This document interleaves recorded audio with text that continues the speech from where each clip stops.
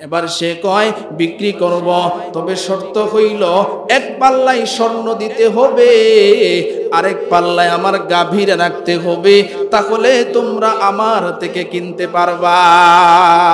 সহজ না কঠিন? আর যদি বনি ইসরাইলের কওমের লোকেরা যদি প্রশ্ন না করত, তাফসিরের মধ্যে মুফাসসিরিনে কেরাম লেখেন তারা বেশি প্রশ্ন করার কারণে বেশি বিপদে পড়েছে।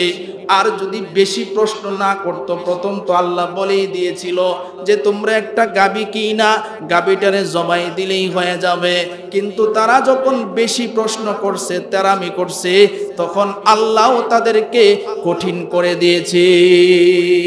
যেমন কোরআনের মধ্যে ঘটনা আসছে, বনি ইসরাইলের যুগে চাচা বাতিজা, চাচা চিন্তা করলো যে আমার বাতিজারে যদি না মারি আমার সম্পদের ভাগ সে পাবে। কোরআনের ঘটনা সরাসরি, সে কি করলো, তার বাতিজারে হত্যা করে ফেলেছে। নাউজুবিল্লাহ কইতেন, হত্যা করে ফেলেছে।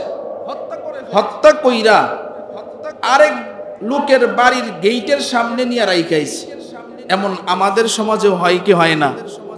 দেখবেন কত এরকম খুন গুম হয় যে লাশ আরেক বাড়ির সামনে, আরেক লোকের দরজার সামনে, আরেক লোকের ঘরে, তখন ওই লোক দোষী হয়। আসলে যে দোষ করেছে তাকে আর খুঁজে পাওয়া যায় না। কথা ঠিক কিনা বলো?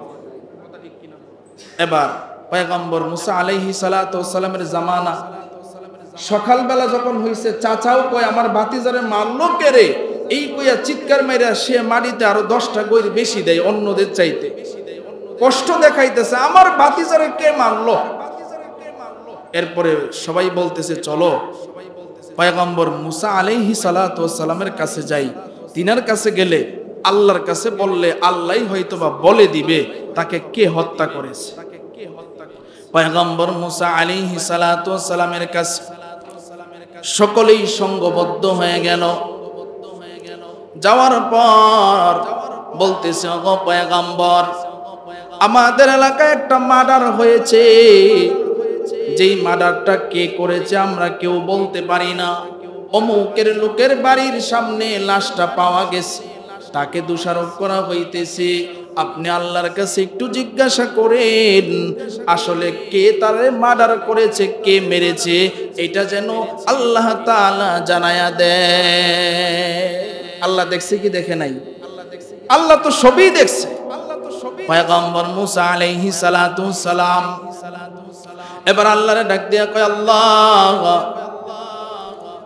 এই যে মার্ডারটা হয়েছে, এই মার্ডারটা কে করেছে তুমি একটু আমারে জানায়া দাও। আল্লাহ রাব্বুল আলামিন বলে, মুসা রে, তোমার কাছে যারা এসেছে তাদেরকে বলো একটা গাভী যেন তারা জোগাড় করে, আর এই গাভীটা জোগাড় করে এই গাভীটা তারা যেন জবাই করে দেয়। জবাই করে দিলেই কে মেরেছে এটা বাহির হয়ে যাবে। পয়গম্বর মুসা আলাইহিস সালাতু ওয়াস সালাম এবার কয়, তোমরা যাও গিয়ে একটা গাভী জবাই দাও। গাভী জবাই দিয়া এই গাভীর গোশতটা ওই মৃত ব্যক্তির শরীরে লাগাইয়া দাও। এবার বনি ইসরাইলের যারা ছিল তারা ছিল একটু তেরা, প্রশ্ন করত বেশি। ডাক দিয়া কয়, ওগো পয়গম্বর, আমরা যে গাভীটা জবাই দিব এই গাভীটার বয়স কত হবে, কি কালার হবে, কি অবস্থা হবে, এটা একটু আপনি জানায়া দেন। আল্লাহর কাছে পয়গম্বর মুসা আলাইহিস সালাতু ওয়াস সালাম এবার প্রশ্ন করে, আল্লাহ এই গাভীটার বয়স কেমন হবে, এটা কি কুমারী হবে নাকি আনকুমারী হবে, তার গায়ের রংটা কেমন হবে। আল্লাহ ডাক দিয়া কয়, মুসা রে, এই গাভীটা কুমারী হইতে হবে, অল্প বয়সের হইতে হবে, এই গাভীটার রং হইতে হবে হলুদ, হলুদ রঙের উজ্জ্বল কালার হইতে হবে।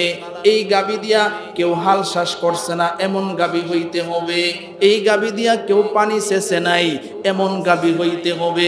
সরাসরি কোরআনের ঘটনা লাগাতার আল্লাহ তাআলা বর্ণনা করেন বনি ইসরাইলের এই মার্ডার কে করেছে।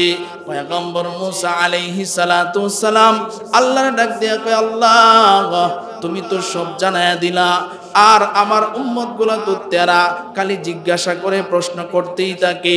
এবার পয়গম্বর মুসা আলাইহিস সালাতু ওয়াস সালাম জানাইলেন, যাও যাও, এই গাভী এখন তোমরা খুঁজে বাহির করো আর এটা ক্রয় করো।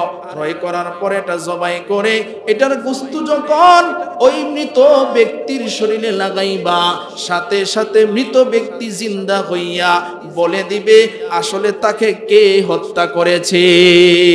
কুদরত কার? আল্লাহ তাআলা যখন এই কথাগুলো জানায় দিলেন, বনি ইসরাইলের কওম বলে ইনশাআল্লাহ আমরা চেষ্টা করতেছি। এখন এই যে খুঁজতেছে, হলুদ রঙের গাভী তো আর পায় না, কারণ যেই গুণগুলা সিফতগুলা বলেছে এই সিফতওয়ালা গাভী খুঁজে পায় না। খুঁজতে খুঁজতে খুঁজতে খুঁজতে সারা এলাকা খুঁজছে, খুঁজা একটা গাভী পাইছে। এই গাভী একটাই পাওয়ার পরে এখন তাকে বলছে, ভাই আপনার যে গাভীটা সেটা বিক্রি করবেন নি? লোক তো জানে, সে তো জানে এটার কি কাজ, আর এই গাভীটা শুধু আমার কাছে আছে, অন্য কারো কাছে নাই।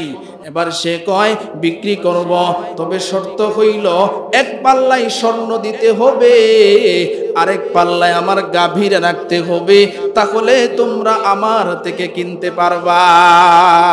সহজ না কঠিন? আর যদি বনি ইসরাইলের কওমের লোকেরা যদি প্রশ্ন না করত, তাফসিরের মধ্যে মুফাসসিরিনে কেরাম লেখেন তারা বেশি প্রশ্ন করার কারণে বেশি বিপদে পড়েছে। আর যদি বেশি প্রশ্ন না করত, প্রথম তো আল্লাহ বলেই দিয়েছিল যে তোমরা একটা গাভী কিনা গাভীটারে জবাই দিলেই হয়ে যাবে। কিন্তু তারা যখন বেশি প্রশ্ন করছে, তেরামি করছে, তখন আল্লাহ তাদেরকে কঠিন করে দিয়েছে। এই জন্য বুখারী শরীফের মধ্যে আছে, প্রয়োজনের অতিরিক্ত প্রশ্ন করতে নাই। প্রয়োজনের অতিরিক্ত প্রশ্ন করতে নাই, যতটুকু প্রয়োজন এতটুকু করবা, বেশি প্রশ্ন করার প্রয়োজন নাই। পয়গম্বর মুসা আলাইহিস সালাতু ওয়াস সালাম এবার তিনি বললেন, এখন তাইলে গাভী ক্রয় করো। সে যেহেতু স্বর্ণ চায়, দিতেই হবে। তোমাদের ঘরের ভিতরে যত মানুষের স্বর্ণ আছে সব স্বর্ণ একত্রিত করো, গাভী তো কিনতে হবে। কে মার্ডার করেছে এটা তো উদ্ঘাটন করতে হবে, কে মেরেছে তাকে। বনি ইসরাইলের ঘরে যত মানুষের স্বর্ণ ছিল সব একত্রিত করছে। একত্রিত কইরা এক পাল্লায় স্বর্ণ দিছে, আরেক পাল্লায় গাভী দিছে। এবার গাভী ক্ষয় কইরা এবার বাড়িতে নিয়ে গেছে, নিয়ে গিয়া জবাই দিছে। জবাই দিয়া এটার গোস্তের টুকরা নিয়া যখন মৃত ব্যক্তির শরীরে লাগাইছে, আল্লাহর কুদরত, আল্লাহই তো বলে দিয়েছে, সাথে সাথে মৃত ব্যক্তিকে আল্লাহ তাআলা জিন্দা করে দিয়েছে। সুবহানাল্লাহ। এটা কিন্তু হাদিসের ঘটনা না, সরাসরি কোরআন থেকে ঘটনা। আল্লাহ তাআলা কোরআনে এটা বর্ণনা করে দিয়েছেন। পয়গম্বর মুসা আলাইহিস সালাতু ওয়াস সালাম এবার বলছে, এখন জিজ্ঞাসা করো মারছে কে?